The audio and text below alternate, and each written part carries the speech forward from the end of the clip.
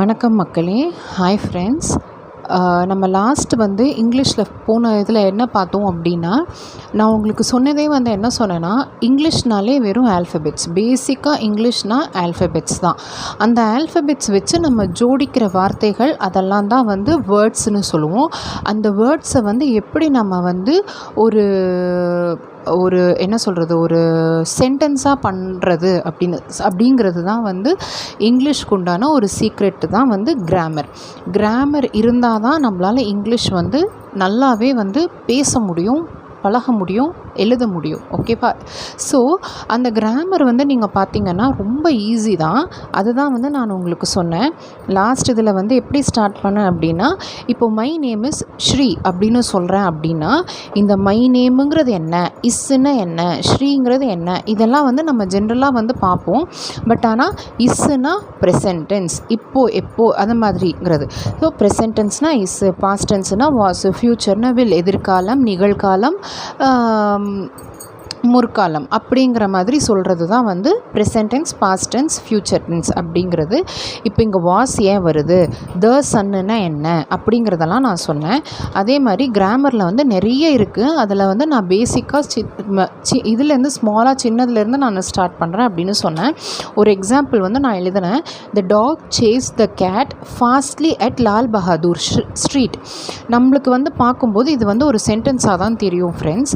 ஆனால் பார்த்திங்கன்னா த டாகுங்கிறது ஒரு ஆர்டிக்கல், ஓகே, தங்கிறது ஒரு ஆர்டிக்கல், டாகுங்கிறது ஒரு நேமிங் வேர்ட், சேஸ்டுங்கிறது ஒரு ஆக்ஷன் வேர்ட், அப்புறம் ஃபாஸ்ட்லிங்கிறது ஒரு அட்வர்ப், லால் பஹாதூர் சாஸ்திரிங்கிறது ஒரு ஸ்பெஷல் நேம். இதில் என்னெல்லாம் வருது பாருங்கள், ஒரு சென்டென்ஸில் என்னெல்லாம் வருது பாருங்கள்.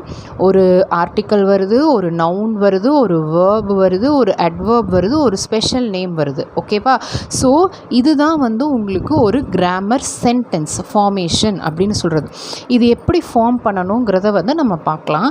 அதில் ரொம்ப ஃபஸ்ட்டு நம்ம இப்போ என்ன கற்றுக்கணும் அப்படின்னா, ஆர்டிக்கல் அப்படின்னு சொல்லுவாங்க. ஆர்டிக்கல் அப்படின்னா எந்த வேர்டுக்கு முன்னாடி, இப்போ நான் ஒரு வேர்டு எழுதுகிறேன்னு வச்சுக்கோங்களேன், அந்த வேர்டுக்கு முன்னாடி என்ன வரும் அப்படிங்கிறது தான் ஆர்டிக்கல். இது ரொம்ப ரொம்ப பேசிக்கான ஒன்று. கிராமர்லேயே ரொம்ப பேசிக்கான ஒன்று இது தான். ஓகேவா? ஸோ நம்ம என்ன பார்த்தோம், வவல்ஸ் அப்படின்னா AEIOU, அதுதான் வவல்ஸ் அப்படின்னு சொல்லிட்டு பார்த்தோம். சரியா? அதுக்கப்புறம் கான்சனன்ட்ஸ், அந்த 5 வவலை தவிர்த்து மிச்சது எல்லாமே கான்சனன்ட்ஸ் அப்படின்னு சொல்லிட்டு நம்ம பார்த்தோம். ஓகேவா? அந்த கான்சனன்ட்ஸ் 21 இருக்கும், வவல்ஸ் 5 இருக்கும், இது 21 இருக்கும். ஓகேவா? இப்போ ஆர்டிக்கல் அப்படின்னா THE, த, A, அப்புறம் an, இது 3 தான் ஆர்டிக்கல். இது 3 நம்ம எங்கே யூஸ் பண்ணுறோம் அப்படிங்கிறது தான் ஆர்டிக்கல் யூசேஜ் அப்படின்னு சொல்லிட்டு சொல்லுவோம். சரியா? இப்போ எங்கே யூஸ் பண்ணலாம் அப்படின்னு சொல்லிட்டு பார்க்கலாம்.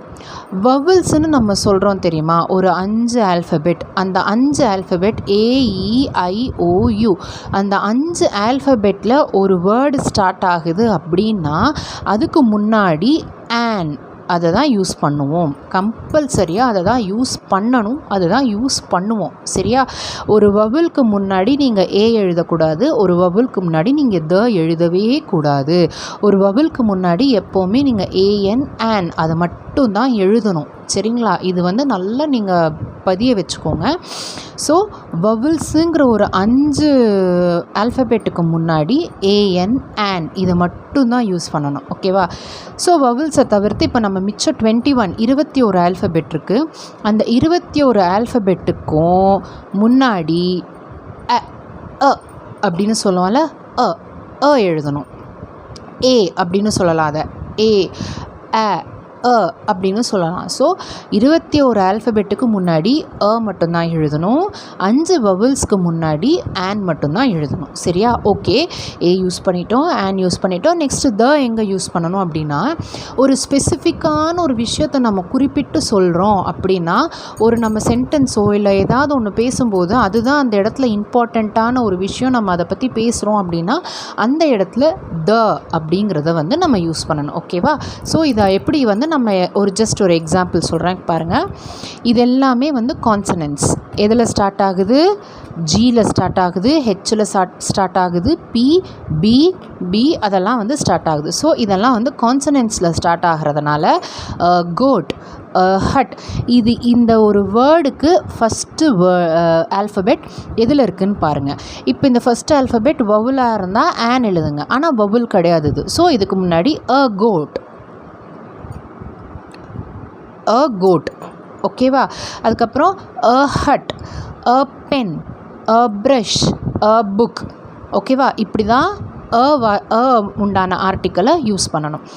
ஆன் எப்படி யூஸ் பண்ணணும்னா, இப்போ இந்த வேர்டுக்கு ஃபஸ்ட்டு ஆல்ஃபபெட் ஈங்கிறது ஒரு வவுல். ஸோ அந்த ஈக்கு முன்னாடி வர்றதில் நான் என்ன பண்ணணும்?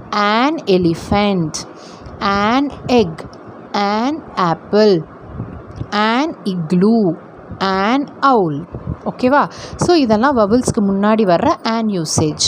அதுக்கப்புறம் இப்போ இந்தியாங்கிறது அது ஒரு ஸ்பெசிஃபிக்கான ஒரு விஷயம். அதே மாதிரி கங்கானா கங்கை நதிங்கிறதுக்கு வேறு எதுவுமே ஈடு என கிடையாது. நம்ம கங்கைங்கிறது கங்கை மட்டும்தான், ஒன்று மட்டும்தான். அப்படி ஹிமாலயாஸ் அதுவும் ஒன்று தான், பைபிள் ஒன்று தான், பகவத்கீதா ஒன்று தான், குரான் ஒன்று தான். அந்த மாதிரி எதெல்லாம் ஒன்றில் இருக்கோ, அரேபியன் சி, இந்தியன் ஓஷன், அதெல்லாமே வந்து நீங்கள் அதுக்கு முன்னாடி என்ன பண்ணணும்? அப்படிங்கிறத எழுதணும், ஓகேவா? ஸோ இப்போ நம்ம இங்கே ஆர்டிகல்ஸ் பார்க்கலாம். ஹேண்ட் ரைட்டிங் மட்டும் கொஞ்சம் அட்ஜஸ்ட் பண்ணிக்கோங்க ஃப்ரெண்ட்ஸ். இது வந்து என்னோடய பையனோட புக்கு. ஸோ ஜஸ்ட் நான் உங்களுக்கு ரெஃபரன்ஸ்க்காக மட்டும் நான் இதை யூஸ் பண்ணுறேன். இப்போ பார்த்திங்கன்னா நான் சொன்னது தான் இவங்களும் இங்கே வந்து உங்களுக்கு போட்டிருக்காங்க. பார்த்திங்களா? இது எல்லாமே வந்து உங்களுக்கு ஏ ஆர் ஆன் ஆப்ஷன் கேட்டிருக்காங்க. அதில் வந்து பார்த்திங்கன்னா எம்ஹெச் அதெல்லாம் ஸ்டார்ட் ஆகும்போது ஏ எழுதியிருக்காங்க. அதுக்கப்புறம் வவுலில் ஸ்டார்ட் ஆகிறது எல்லாமே வந்து யூவில் எழுதியிருக்காங்க. இங்கே என்ன போட்டிருக்காங்க பாருங்கள், we use articles a or an before nouns, ஓகேவா? பிஃபோர் நவுன்ஸ் அப்படின்னு என்னது? ஏ ஆர் ஆன் வந்து நவுன்ஸ்னால் ஒரு நேமிங் வேர்டு. ஏதாவது ஒரு நேமிங் வேர்டு வர்றதுக்கு முன்னாடி நம்ம ஏ ஆர் ஆன் யூஸ் பண்ணுவோம். அப்புறம் வவுல்ஸ்க்கு முன்னாடி ஆன் யூஸ் பண்ணுவோம், கான்சனன்ட்ஸ்க்கு முன்னாடி யூஸ் பண்ணுவோம் அப்படின்னு போட்டிருக்காங்க, ஓகேவா? இது மாதிரி சும்மா நீங்களே ஜஸ்ட் ட்ரை பண்ணி பாருங்களேன். ஏதாவது ஒரு இங்கிலீஷ் புக்லேயோ எதுலையாவது ஒன்றத்தை எடுத்து படிக்கும்போது இந்த மாதிரி வந்துச்சுன்னா ஆன் தான் இருக்குவாங்க, கான்சனன்ட் வந்துச்சுன்னா ஏ தான் இருக்குவாங்க, ஓகேவா? இப்போ தக்கு என்ன சொல்கிறாங்க பாருங்கள். We use when we talk about that noun for the second time. அதாவது இப்போது my aunt lives in a village. The village is near a forest. The forest has many trees. ஓகேவா? அதாவது இங்கே வில்லேஜுங்கிறது வந்து ஒரு ஸ்பெசிஃபிக்கான இடம், ஓகேவா? வில்லேஜுங்கிறது ஒரு ஸ்பெசிஃபிக்கான இடம். அந்த வில்லேஜுக்கு முன்னாடி போட்டிருக்காங்க, ஓகேவா? ஏன்னா ஒரு ஸ்பெசிஃபிக்கான இடத்த பற்றி சொல்கிறாங்க. அதுக்கப்புறம் ஃபாரஸ்ட்டுங்கிறதும் ஒரு ஸ்பெசிஃபிக்கான இடம். அந்த ஃபாரஸ்ட்டுக்கு முன்னாடி இங்கே தான் போடுறாங்க, ஓகேவா? ரெண்டாவது வாட்டி ஏதாவது ஒரு வார்த்தை ஸ்பெசிஃபிக்கான ஒரு வார்த்தை ரிப்பீட் ஆகுதுனாலும் அதை தான் யூஸ் பண்ணுவாங்க. அதே மாதிரி ப்ராப்பர் நவுன் அப்படின்னா ப்ராப்பர் நவுன் இதெல்லாம் வந்து நான் உங்களுக்கு சொல்லித்தரேன். பேசிக்காக ஆர்டிகல்ஸ் முடிச்சுட்டு நான் அதுக்கப்புறம் நெக்ஸ்ட் இதுக்கு வரேன். ப்ராப்பர் நவுனை வந்து உங்களுக்கு ஒரு ஸ்பெஷலான நேம் அப்படின்னு சொல்லுவாங்க. அந்த ஸ்பெஷலான நேம் இப்போ the Indian Ocean, the Arabian Sea, the Ganga, the Himalayas, the Bible, the Vedas, the sun, the moon, இதெல்லாம் ஒன்று தான். இதெல்லாம் ஸ்பெசிஃபிக்கான ஒரு விஷயம். ஸோ அதுக்கு வந்து நம்ம யூஸ் பண்ணுவோம், ஓகேவா? இது வந்து ஆர்டிகல்ஸ். இப்போ நெக்ஸ்ட்டு வந்து நம்ம என்ன பார்க்குறோம் அப்படின்னா நவுன் பற்றி நான் உங்களுக்கு லாஸ்ட் இதிலே வந்து சொல்லியிருந்தேன். என்ன சொல்லியிருந்தேன்னா நவுனுன்னா ஒரு நேமிங் வேர்ட்னா எதுக்கெல்லாம் நேம் இருக்கோ, what all things we have around us அப்படின்னு சொல்லுவாங்க. என்னெல்லாம் விஷயம் நம்ம கண்ணு முன்னாடி நம்ம ஒரு பேரை சொல்லி கூப்பிடுறோமோ அது எல்லாமே வந்து ஒரு நவுன். இது என்னவா வேணால் இருந்துட்டு போகலாம். ஒரு பென்னோ, ஒரு பென்சிலோ, இல்லை ஒரு ப்ரூம் ஸ்டிக் தொடப்பமோ, இல்லை ஒரு ஸ்லிப்பரோ, இல்லைனா பேப்பரோ, இல்லைனா எனிதிங், எது வேணால் இருக்கட்டும். எதுக்கெல்லாம் பேர் இருக்கோ அதெல்லாமே வந்து நவுன். ஜென்ரலாகவே நீங்கள் அப்படி புரிஞ்சுக்கோங்க. ரொம்ப டீட்டெயில்னாலாம் போய் கன்ஃபியூஸ் பண்ணிக்க வேண்டாம். ஸோ நவுனுன்னா என்ன? Naming word. நேம் இருக்கிற ஒரு வேர்டு வந்து நவுன் அப்படின்னு புரிஞ்சுக்கோங்க. ஓகேங்களா? அதை வந்து டீட்டெயில்டாக அதுக்கு கீழே இருக்கிற நிறையெல்லாம் வந்து நான் அப்புறம் சொல்லித்தரேன். ஏன்னா ஏற்கனவே நவுனுங்கிறது ரொம்ப சிம்பிளான விஷயங்கிறதுனால நான் ரொம்ப டீட்டெயில்டாக அதுக்குள்ளே போகலை. நேமிங் வேர்டு இப்போ நம்ம சின்ன வயசுலலாம் நம்ம விளையாடுவோம்ல, நம்மலாம் விளையாடிருக்கோம். நம்ம பசங்களுக்கெல்லாம் இப்போ அது தெரியுமா என்னங்கிறது தெரியல. பட் நம்மலாம் வந்து விளையாடிருக்கோம். என்ன விளையாடுவோம்? நேம், பிளேஸ், அனிமல், திங்ஸ் இது எழுதி யார் நிறைய மார்க் வாங்குவோம், அதில் பாயிண்ட்ஸ் வாங்குவோம் அப்படிங்கிறதெல்லாம் கூட வந்து நம்ம ஸ்கூல் இதிலலாம் நம்ம விளையாடிருப்போம்.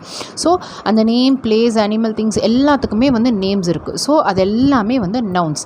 என்ன வேணால் எக்ஸாம்பிள் பைலட்டு, ஃப்ராகு, அதுக்கப்புறம் வந்து chair, Abirami, Sita, Shiva, sparrow, hippopotamus, swan, bus, அதுக்கப்புறம் மில்க், தோசா, ஜெய்ப்பூர், காஷ்மீர் என்ன வேணால் இருக்கட்டும். So everything is a noun.